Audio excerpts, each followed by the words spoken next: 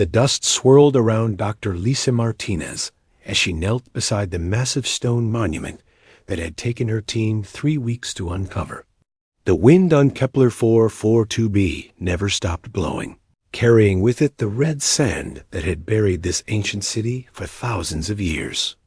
She brushed away another layer of grit from the carved symbols, her heart racing as she recognized the pattern she had seen in her dreams for months.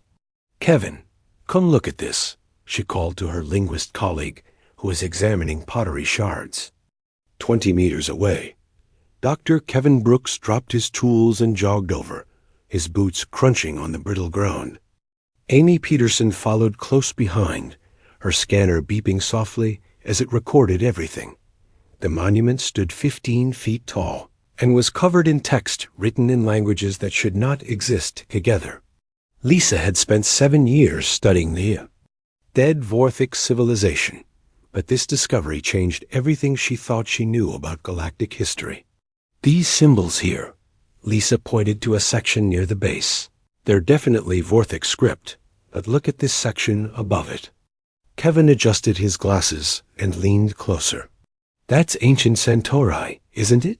Amy checked her scanner readings. The dating shows all these inscriptions were carved at the same time, roughly 50,000 years ago. But that's impossible. The Centauri civilization didn't even exist back then. Lisa stood up and backed away from the monument to see it in full. 17 different sections of text spiraled around the stone, each written in a different ancient language. Some she recognized. From her studies, others were completely unknown. But as she read each section, her blood grew cold. "They all say the same thing," she whispered. Kevin moved from section to section, his portable translator working overtime. "This can't be right. These are completely different species from different parts of the galaxy, separated by thousands of light years and thousands of years in time.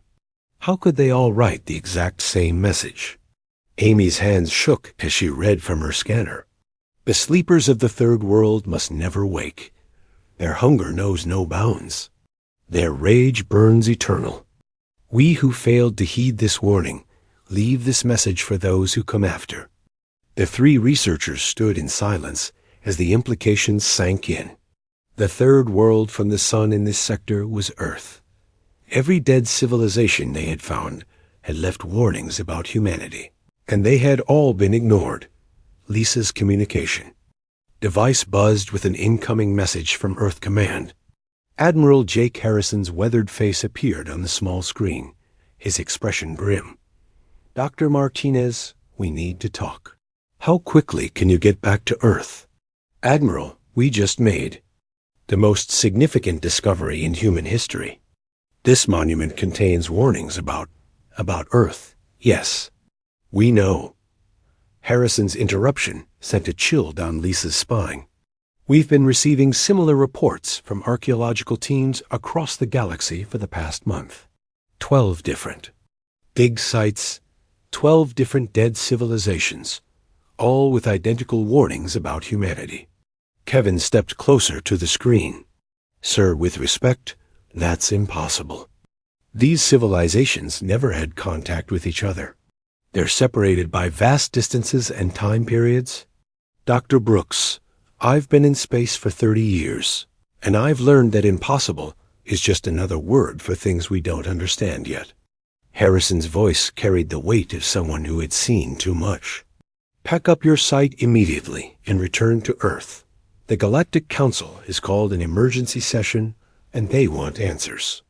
The screen went dark, leaving the 3 researchers alone with their discovery and a growing sense of dread. Lisa walked back to the monument and placed her hand on the cold stone. 50,000 years ago, the Vorthek had been a thriving civilization with colonies spanning 3 star systems. Now they were nothing but ruins and bones buried in red sand. "What do you think happened to them?" Amy asked quietly. "According to our earlier research, they went extinct exactly 2,000 years after their first recorded contact with human traders," Kevin replied, checking his notes. We always assumed it was disease or warfare, but now Lisa felt a strange sensation as she touched the monument, almost like an echo of ancient voices trying to warn her. Now we have to consider that maybe it was something else entirely. They spent the rest of that day carefully documenting every symbol and taking detailed scans of the monument. As the alien sun set behind the distant mountains, casting long shadows across the ruins, Lisa couldn't shake the feeling that they were being watched. That night in their temporary shelter, they received more reports from Admiral Harrison. Archaeological. Teams on Proxima Centauri had found identical warnings carved into the ruins of the Zelari civilization. The team on Wolf 359 reported the same discovery among the ancient Thrakari settlements. Every dead civilization humanity had encountered had left the same message. There's something else. Harrison's voice crackled through the communication system. Our xenobiology teams have been reviewing historical records of every species humanity has made first contact with over the past 2 centuries. There's a pattern. Lisa leaned forward. What kind of pattern? Every species we've encountered has experienced significant social upheaval within 50 years of meeting us. Civil wars, resource conflicts, population crashes. A peaceful species become aggressive. The stable ones become chaotic. It's like our presence triggers something in them. Amy pulled up the historical data on her tablet. The Nexari were completely peaceful when we first met them 150 years ago. Now they're constantly fighting border wars with their neighbors. The Andorians used to be explorers and scientists, but they've become increasingly militaristic since establishing trade relations with us. Kevin rubbed his temples, feeling a headache coming on. You're suggesting that humanity is somehow responsible for the decline of other civilizations? I'm not suggesting anything yet, Harrison replied. But the Galactic Council is asking hard questions, and we need answers before they decide we're too dangerous to be allowed to continue expanding into space. Lisa looked out through the shelter's small window at the monument standing silent in the darkness. Somewhere in those ancient warnings was the truth about humanity's place in the galaxy, and she had a growing fear that the truth was something terrible. Admiral, request permission to stay here for 3 more days. I think this monument contains more than just warnings. There might be an explanation, maybe even instructions on what to do. Granted, but move fast. The council meets in 1 week, and if we don't have answers, they might decide to give us a permanent solution to the problem. The communication ended, leaving them alone with the weight of humanity's future resting on their shoulders and the whispered warnings of the dead echoing in their minds. Captain Dan Rodriguez had always dreamed of making first contact with a new species, but as he watched the peaceful Nexari traders boarding his ship Aurora, he never imagined it would feel so routine. The blue-skinned aliens moved with graceful efficiency as they loaded containers of rare minerals onto his cargo bay. Their large eyes reflected genuine curiosity about human culture, and their translator devices allowed for smooth conversation. Your species builds beautiful ships, said Elder Korvac, the lead Nexari trader, as he examined the Aurora's bridge systems. We have never seen technology that blends function with such artistic design. Dan smiled and offered the alien leader a tour of the ship. The Nexari had been monitoring human transmissions for months before making contact, and their peaceful intentions seemed genuine. They offered valuable trade goods in exchange for simple items like music recordings and food. Samples. It was exactly the kind of first contact scenario that Earth Command had hoped for. 3 days into the cultural exchange, Dan noticed something strange. The Nexari crew members, who had spent the most time around humans, began acting differently. They became restless, pacing the corridors of their own ship and arguing among themselves in hushed tones. Elder Korvac assured Dan that this was normal behavior, but something felt wrong. By the 5th day, the situation had escalated dramatically. Two Nexari guards attacked each other in a docking bay over a minor disagreement about cargo placement. The fight was vicious and unprovoked, completely unlike the peaceful behavior the species was known for. Elder Korvac appeared deeply troubled as he tried to restore order among his people.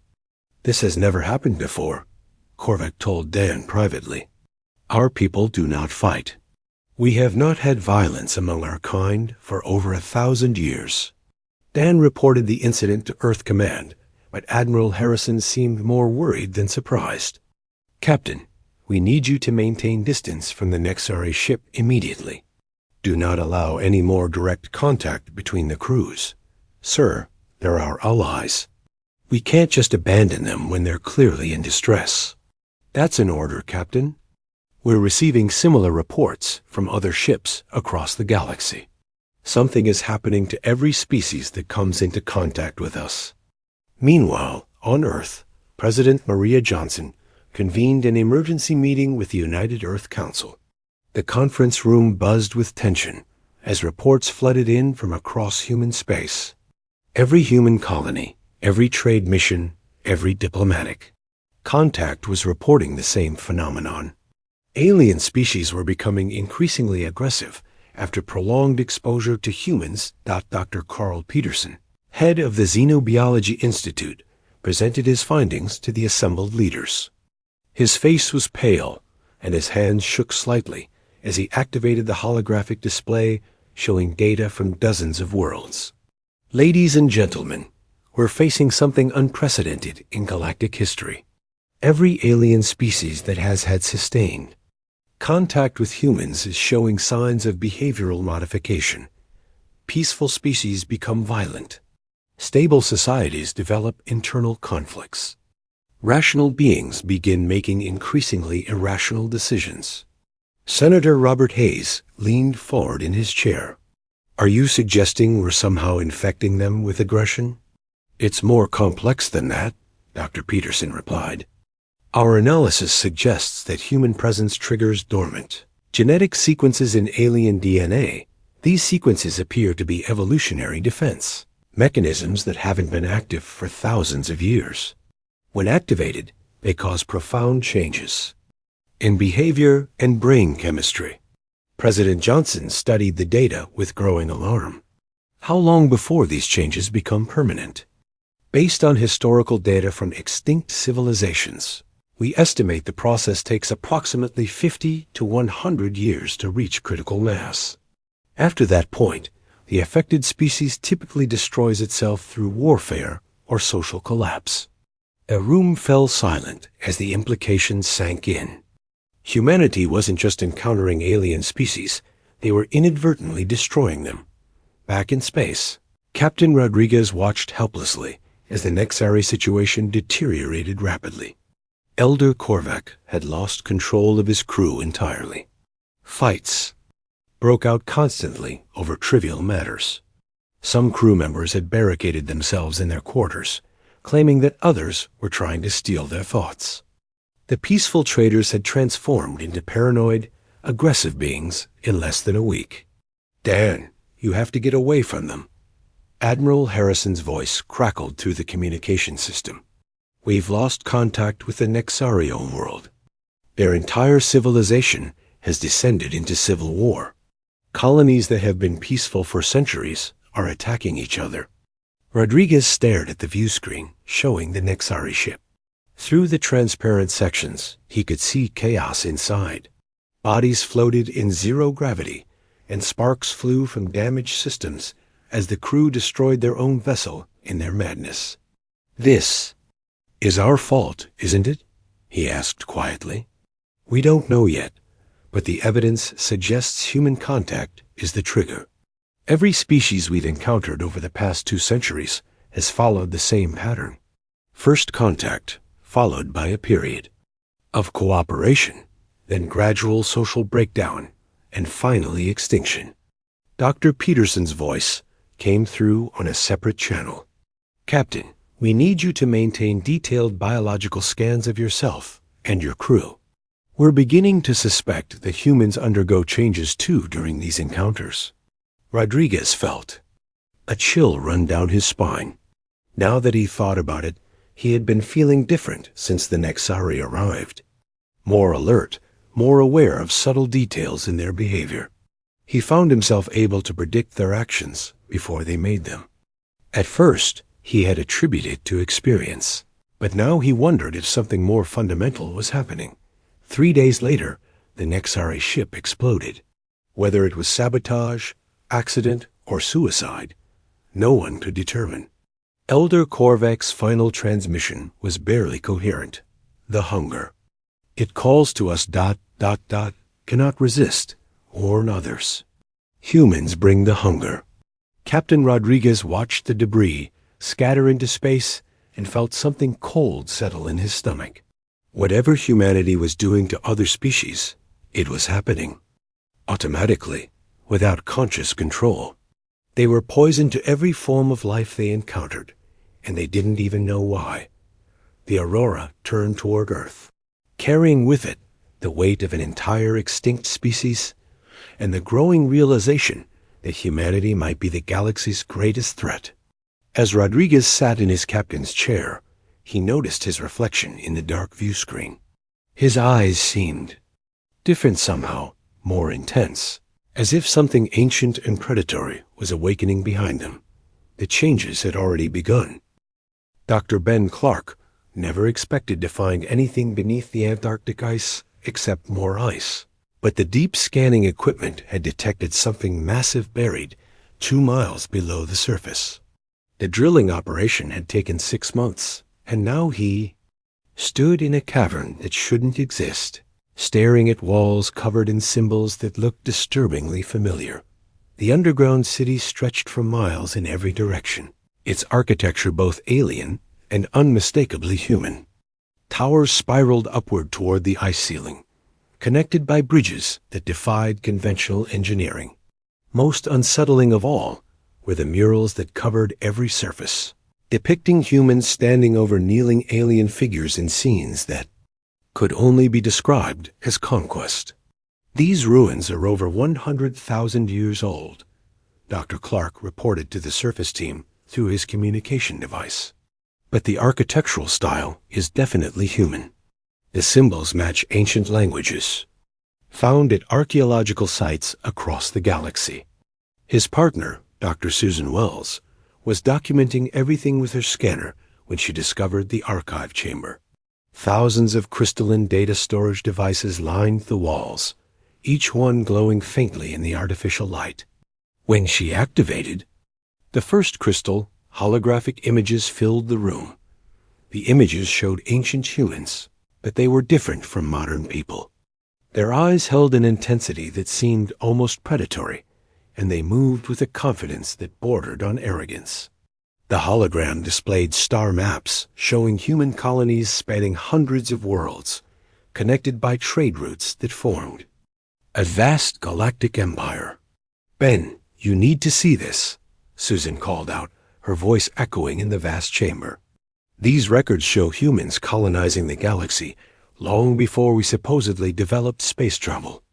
They called themselves the Dominion of Terra." The crystal records revealed the true history of humanity's first expansion into space. Ancient humans hadn't been explorers seeking knowledge or traders looking for resources. They had been conquerors who used biological weapons to subjugate entire star systems. The records described how human pheromones could trigger addiction-like responses in alien species, making them desperate to serve human interests. Meanwhile, back on Kepler 442b, Dr. Lisa Martinez was making her own disturbing discoveries. The Vorthic monument contained hidden chambers accessed through pressure plates carved with human handprints. Inside these chambers, she found detailed records of humanity's first galactic empire and its sudden collapse. "Kevin, look at this translation," she said, pointing to symbols that seemed to move in the dim light. The Vorthic weren't just warning about humans. They were describing their own experience with ancient human colonists. The records described how human traders had arrived on the Vorthic homeworld, offering advanced technology in exchange for mining rights. Within months, the Vorthik found themselves unable to function without human approval. Their government collapsed as different factions fought for access to human settlements. Entire cities were abandoned as the population migrated to be closer to their human overlords. It says here that human scent contains chemical compounds that hijack the reward centers in alien brains. Kevin translated, his voice growing quieter with each word. Prolonged exposure creates a dependency that overrides survival instincts. The affected aliens will do anything to maintain contact with humans, even if it means destroying their own civilization. Amy Peterson discovered the most chilling detail. In the final Vorthik records, the Vorthik leadership made a collective decision to exterminate themselves rather than become permanent slaves to human biological manipulation. They chose extinction over addiction. Dr. Ben Clark found similar records in the Antarctic archives. Crystal after crystal revealed the same pattern repeated across dozens of worlds. Humans would make contact with alien species, establish trade relationships, and within decades, the alien civilization would collapse into chaos as their population became addicted to human presence. The records showed that ancient humans had been fully aware of their effect on other species and had used it deliberately as a tool of conquest.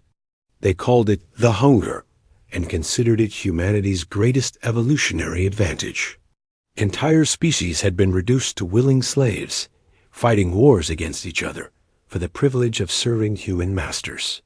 This is why they went into stasis, Dr. Clark realized as he read the final entries. The ancient humans didn't disappear. They chose to hide on Earth when their empire became unsustainable.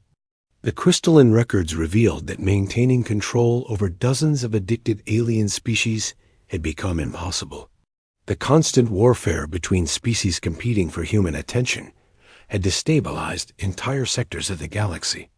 Resources were depleted, trade routes collapsed, and the empire began to crumble under its own weight, rather than face the consequences of their actions. The ancient humans had genetically modified themselves to suppress their dangerous pheromone production, and entered stasis chambers hidden beneath Earth's surface. They had intentionally wiped their own memories and allowed human civilization to start over, hoping that future generations would be different. Admiral Jake Harrison received these reports while overseeing the investigation of the Vega system, where ancient human outposts had been discovered. His exploration fleet had found massive stasis facilities containing thousands of perfectly preserved humans from the original empire. The technology keeping them alive was far beyond anything modern humanity could create. "Sir, the stasis pods are beginning to activate on their own," reported Captain Rachel Torres from the lead survey ship. "Whatever automated systems are running this facility, they seem to be responding to our presence." Harrison felt a chill as he realized what was happening. The original humans are waking up. After 100,000 years, they're coming back. Dr. Carl Peterson's analysis confirmed everyone's worst fears. The genetic modifications that had suppressed humanity's dangerous abilities were breaking down. Every human who had spent significant time in space was slowly reverting to their ancient form. The dormant genes were reactivating, triggered by exposure to cosmic radiation and contact with alien species. Captain Dan Rodriguez had been experiencing the changes firsthand. He found himself able to sense alien emotions and influence their behavior through subtle chemical cues. The ability felt natural, as if it had always been part of him waiting to emerge. The truth was finally clear. Modern humanity wasn't a separate species from the ancient conquerors. They were the same people, deliberately weakened and hidden away, until they could safely emerge again. But now that they were expanding into space once more, their true nature was reasserting itself. The sleepers of Earth were awakening, and with them came the hunger that had consumed civilizations across the galaxy. A massive chamber beneath the Galactic Council building had never hosted such a tense gathering. Representatives from 47 species sat in curved rows, facing the central platform where President Maria Johnson stood alone. The air recycling. Systems worked overtime to accommodate the different atmospheric needs of so many alien beings, but nothing could clear the atmosphere of fear and suspicion that filled the room. Ambassador Zara Veltar of the Centauri Alliance rose from her seat, her crystalline features reflecting the harsh lighting. When she spoke, her voice carried the authority of someone who had witnessed the rise and fall of civilizations. President Johnson, we have gathered here not for negotiation, but for judgment. Your species has brought chaos to every corner of the galaxy. The evidence is overwhelming and undeniable. Maria looked across the assembled delegates and saw the same expression on every face, regardless of species. Fear mixed with anger, desperation mixed with determination. These beings had come here to save themselves from humanity, and she couldn't blame them. We recently discovered the truth about your ancient empire, continued Ambassador Veltar. The Dominion of Terra enslaved entire star systems through biological manipulation. Now your people are expanding into space again, and the same patterns are emerging. Species that have been peaceful for millennia are tearing themselves apart. The Andorian delegate, Minister Thane, activated a holographic display showing star charts marked with red zones. 17 civilizations have experienced civil war or social collapse since establishing contact with humans in the past 50 years. The Nexari are completely extinct. The Zithari homeworld is burning. The pattern is identical to what happened 100,000 years ago. President Johnson felt the weight of her species' history pressing down on her shoulders. We had no knowledge of our past actions. Modern humanity developed independently after our ancestors went into stasis. We're not the same people who created the ancient empire. But you are becoming them again, said Elder Corvith of the Tauri. Collective, his 6 arms gesturing to another holographic display. Our scientists have detected increasing levels of the same pheromones that your ancestors used as weapons. Every human who spends time in space is slowly reverting to their original form. The truth of his words hit Maria like a physical blow. Reports from human colonies across the galaxy confirmed what the aliens were saying. Colonists who had been living off-world for years were developing strange abilities. They could influence alien behavior, sense their emotions, and feel an overwhelming urge to dominate those around them. Admiral Jake Harrison stood in the command center of the Earth Defense Station, watching displays that showed alien fleets gathering at the edge of human space. 47 different species had combined their military forces for the first time in galactic history. Their ultimatum was simple. Humanity would return to Earth immediately and accept permanent quarantine, or face complete extermination. How long do we have? Asked General Tony Williams, commander of Earth's military forces. 6 months, Harrison replied grimly. They're giving us time to evacuate all human colonies and return to Earth. After that, they establish a blockade around our solar system that will last forever.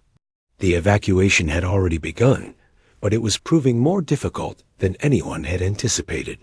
Many colonists were refusing to leave, claiming they had built lives on their new worlds and wouldn't abandon them.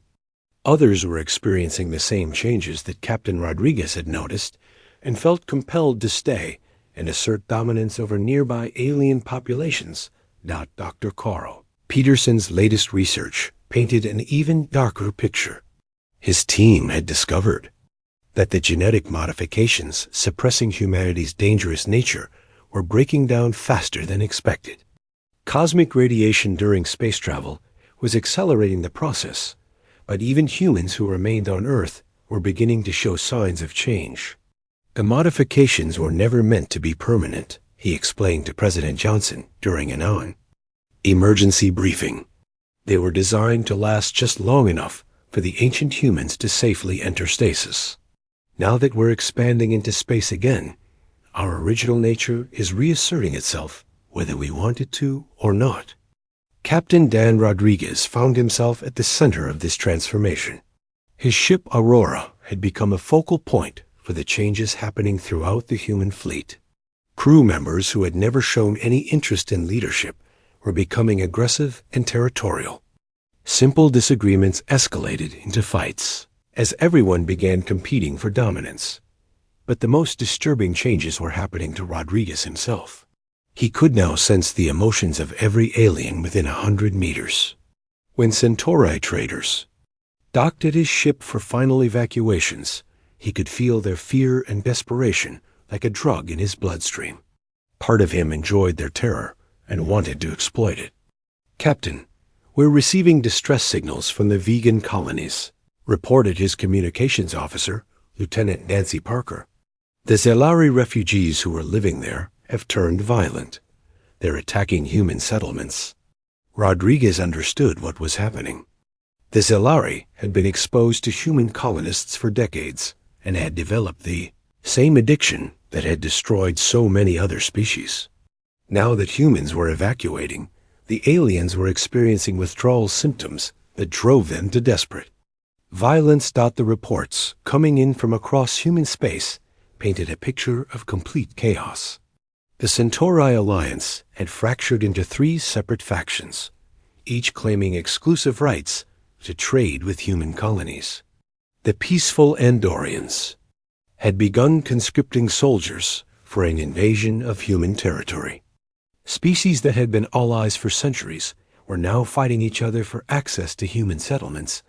Captain Rachel Torres volunteered to lead a survey mission to the ancient stasis facilities in the Vega system. What she found there made her blood run cold. Thousands of stasis pods were opening automatically, triggered by the presence of modern humans in the area. The beings emerging from those pods looked human, but their eyes held a predatory intelligence that had been shaped by millennia of absolute power. "They're not like us anymore," she reported to Admiral Harrison. 100,000 years of stasis has changed them. They view modern humanity as weak and diluted. They want to reclaim their empire." The awakened ancients moved with purpose and confidence that came from genetic memory of ruling the galaxy. They began taking control of human colonies, using their fully developed abilities to dominate both humans and aliens. Where modern humans struggled with their emerging powers, the ancients wielded them like weapons they had mastered long ago. President Johnson faced an impossible choice. Humanity could return to Earth and slowly die as a quarantined species, watching their genetic modifications continue to break down until they became the monsters their ancestors had been. Or they could embrace their true nature and reclaim their place as the galaxy's apex predators, knowing that doing so would mean the extinction of every other intelligent species. The ancient humans had already made their choice, and they were coming home to enforce it. The first shots of the war were fired, not by the alien fleet gathering at Earth's borders, but by humans fighting against themselves. Captain Dan Rodriguez watched from the bridge of his ship, Aurora, as ancient human vessels emerged from hidden bases throughout the solar system. These ships were sleek and deadly, built with technology that made modern human fleets look primitive. Commander Marcus Vale, one of the awakened ancients, appeared on Rodriguez's communication screen. His face looked human, but his eyes held the cold calculation of someone who had ruled galaxies.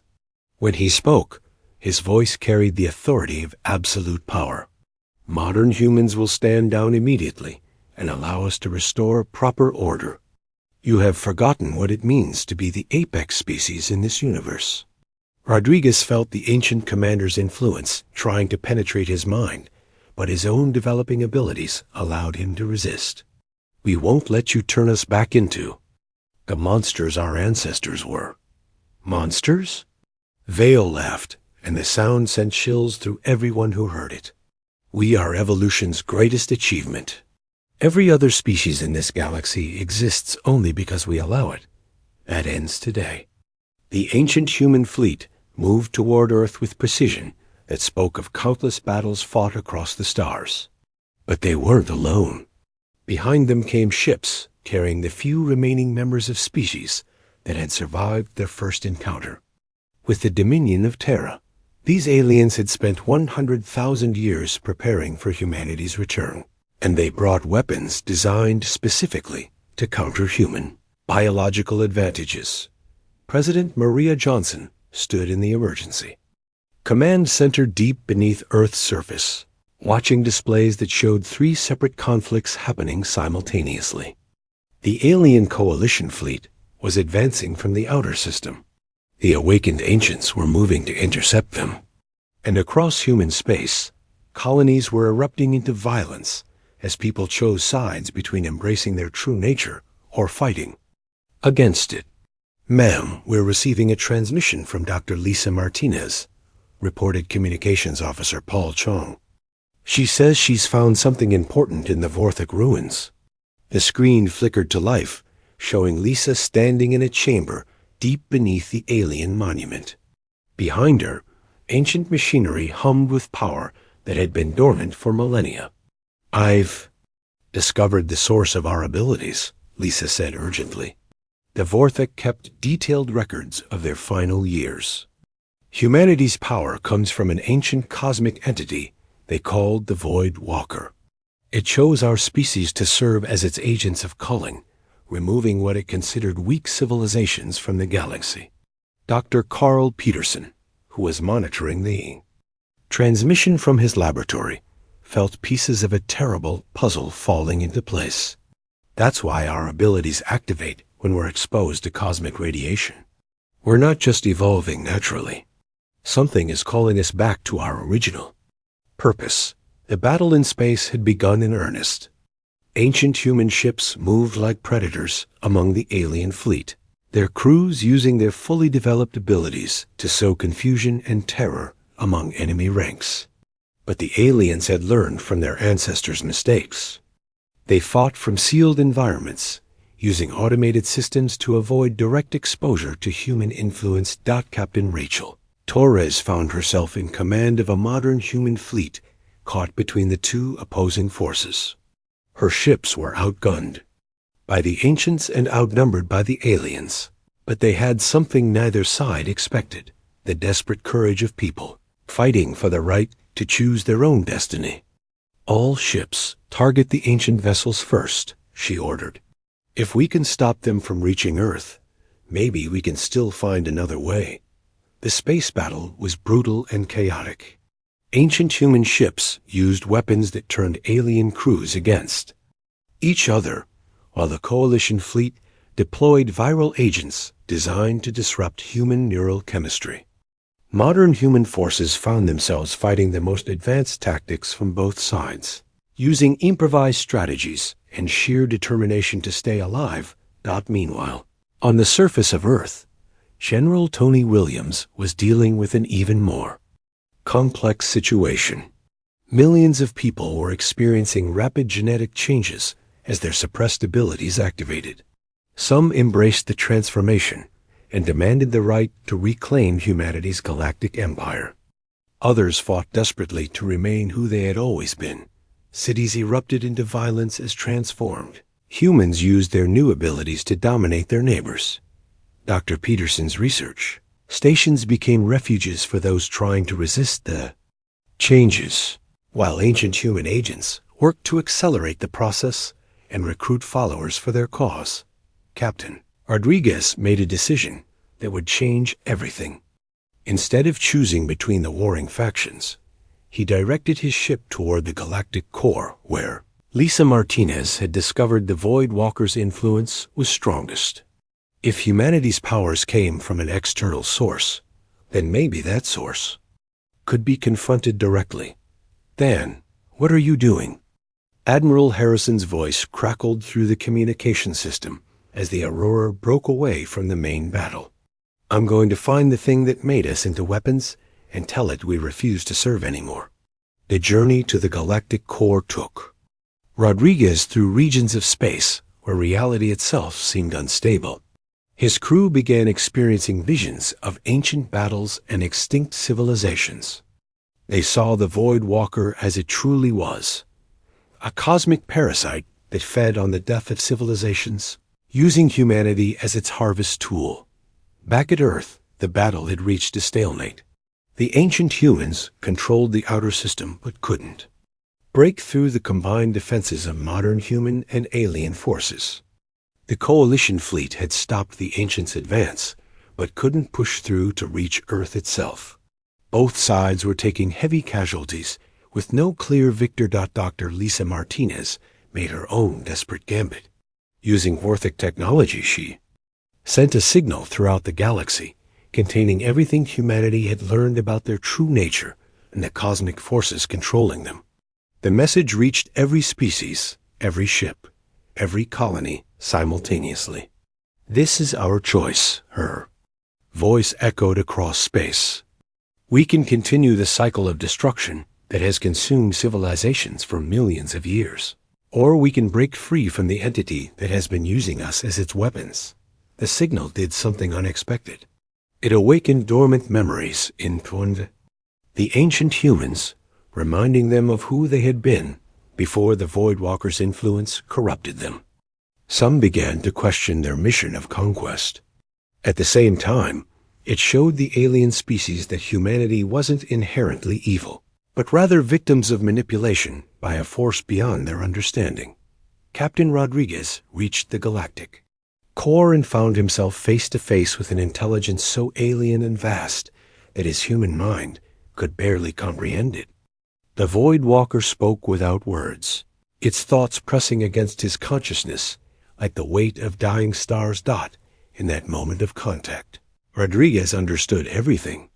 The entity had been culling civilizations for billions of years, using different species as its agents whenever one grew too successful or too numerous. Humanity was just its latest tool, but they didn't have to remain its servants. With his last conscious act before the Voidwalker's influence could consume him completely, Rodriguez activated a quantum beacon that broadcast his location to both fleets. The message was simple: destroy this place and free humanity from its cosmic puppet master, even if it meant destroying him in the process. The choice now belonged to all of them. Continue serving an ancient evil or sacrifice everything to give their species a chance at redemption.